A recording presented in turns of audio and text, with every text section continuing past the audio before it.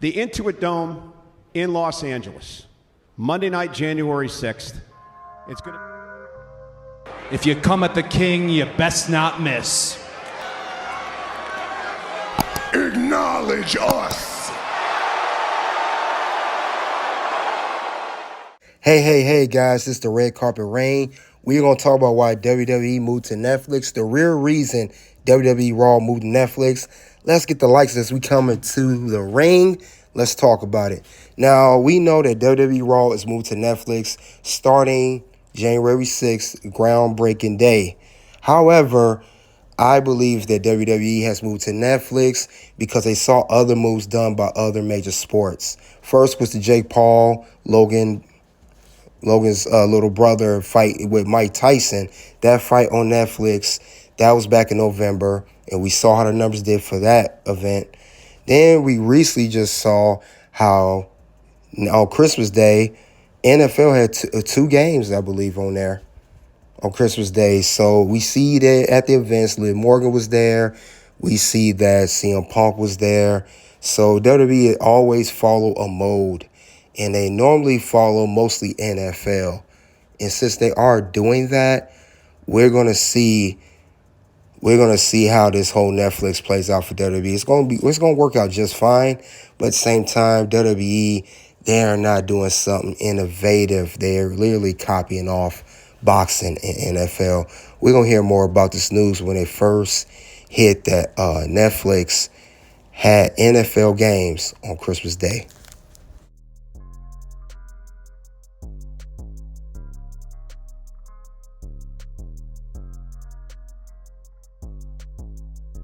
For the very first time to stream NFL games, the streaming giant is bringing 2 Christmas Day games to subscribers as it looks to expand its push into live programming. Our Julia Borston has more on what to expect in today's Tech Check.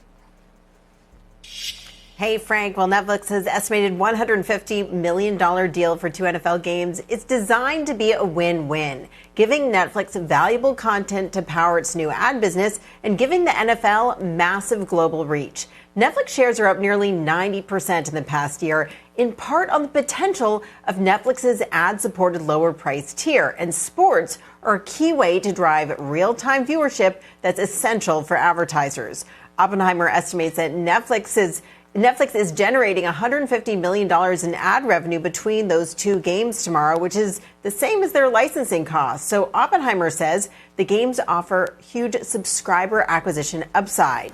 Now, if tomorrow's games work both technically and by reaching a new, more global audience for the NFL, it sets the stage for the NFL's continued global expansion. The NFL plans a record 8 international games next year, up from 5 this year, as the NFL considers as many as 16 international games in the future. And the NFL does have the opportunity to renegotiate most of its contracts early after the 2028-2029 season. And Netflix could be a natural fit as a buyer for a new package of international games. The reach is global, and you'll see global franchises like Squid Games and other programming that has really worked across the planet. That is given us the opportunity for the first time to think of one partner and think globally at the same time. As for concerns about technical glitches in last month's Mike Tyson-Jake Paul fight on Netflix, sources tell us the NFL commissioner is confident in Netflix's streaming capabilities and that he is in close touch with Netflix. Sport is included changes because Netflix was saying not going to get into live sports, not going to get into live sports, not going to get into live sports. Then I know Nick and I got a call from Ari and everyone saying Netflix is interested. We got to get over the hurdle of the live sport thing, but they're interested. And then we all went in there for a meeting, and when we left, I was kind of like, well, they're really into this. It seems like, you know what I mean? And then it just went really quick from there. That's the genius of Nick and Ari and those guys to do that. But it's a shift of how they look at things. It's a shift for us. To me, I think 10 years from now, people are going to look at that day that announcement was made potentially. And I read this in a headline, so I didn't make it up, but it might potentially be seen as the day cable died, right? Because cable's on the decline, right? People switching to streaming. I have young kids. They don't watch anything oh, this is on at 8 o'clock. I have to watch this. I gotta watch Green Acres tonight on cable. I watched The Bachelor. Yeah. Like, what do you watch? And when I watch cable, I tell Logan that I'm watching my favorite program. Yeah, program. Because that's what I feel like.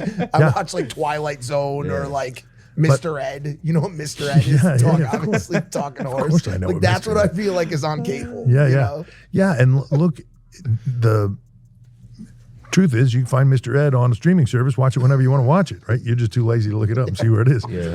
But like that's the fact. My kids and they're normal everyday kids, right? They only watch cable like if it's the Super Bowl or a sporting event or something like that. And even then, like sporting events, a lot of them are on streaming services, so they kind of go there to watch them, So it's an interesting thing, an interesting play. How it's going to work, we're figuring all that out. Like we're crossing the T's and dotting the I's now and trying to figure out exactly how this works. How does it all work on a streaming service? How does commercials factor in? And, what is all of it? And we have until January to figure that all out. But it's exciting and it's going to be monumental. That to me was the deal of all deals. Like it was massive. They're going to be great partners. And the other thing is they want to do so much other stuff with WWE. Like they've bought into like what we are and the creative and the IP and the stories and the characters and all that. You talking about the PLEs? Yeah, look, I think at the end of the day, it